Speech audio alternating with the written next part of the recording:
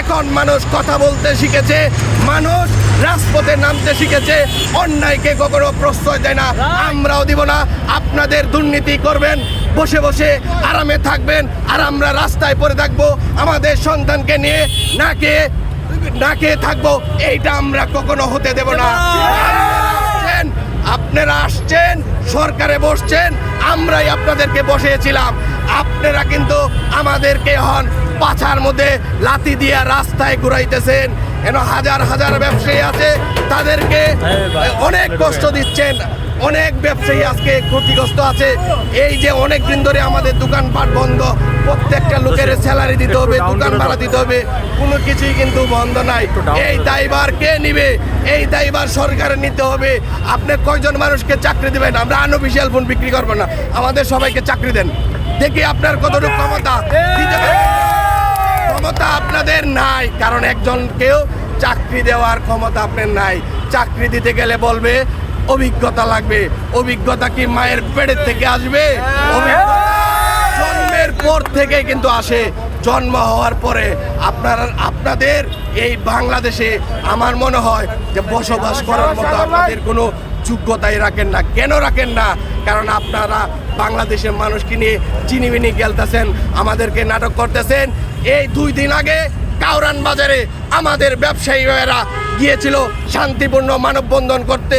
সেই শান্তিপূর্ণ মানববন্ধনে আপনারা পুলিশ দিয়ে গ্রেপ্তার করিয়েছেন, আমাদের ব্যবসায়ী ভাইদেরকে গ্রেপ্তার করিয়েছেন, পানি দিয়েছেন, গ্যানের সাউন্ড নিক্ষেপ করেছেন, গ্যাস দিয়েছেন, যেভাবে পরিমাণ পিটিয়েছেন, গুলি করে আহত করেছেন। এইটার জন্য আমরা তীব্র নিন্দা জানাই। আমার চোখের সামনে বসুন্ধরা সিটির সামনে কোণার মধ্যে 10 থেকে 12 জন লোক দাঁড়িয়েছিল। তাদেরকে আমি দেখেছি, পুলিশ এসে হঠাৎ করে রাস্তায় এভাবে দাঁড়িয়েছিল আমার মতন, তাদেরকে নিয়ে গাড়িতে তুলে নিয়ে চলে গেছে। তারা কি চোর না তারা অপরাধী? তারা কিন্তু বাংলাদেশের মানুষ, তারা স্বাধীন রাষ্ট্রের মানুষ। আমি সবাইকে হুঁশিয়ার করে দিতে চাই, আপনারা এইভাবে ব্যবসায়ীদেরকে নিয়ে চিনিমিনি খেলবেন না। আসুন, আলোচনার টেবিলে বসুন। আমরা ব্যাট দিতে চাই, আমরা ট্যাগ দিতে চাই, আমরা ব্যাট ট্যাগ দিয়ে কিন্তু আমরা ব্যবসা করতে চাই। আর আমাদের যে ভাইয়েরা, ব্যবসায়ী ভাইয়েরা বন্দি আছে, তাদের নিঃশর্ত মুক্তি চাই। গত পরশু দিন দেখলেন যে কারওয়ান বাজারে আমরা শান্তিপ্রিয়ভাবে আমরা ব্যবসায়ীরা যেখানে প্রতিবাদ জানাচ্ছিলাম, তখন আমাদের ভাইদেরকে কীভাবে লাঠিচার্জ করলো এবং টিয়ার শেল, টায়ার গ্যাস যে মারলো, ওইখান থেকে আমাদের প্রায় 11 থেকে 12 জন লোক ধরে নিয়ে গেছে।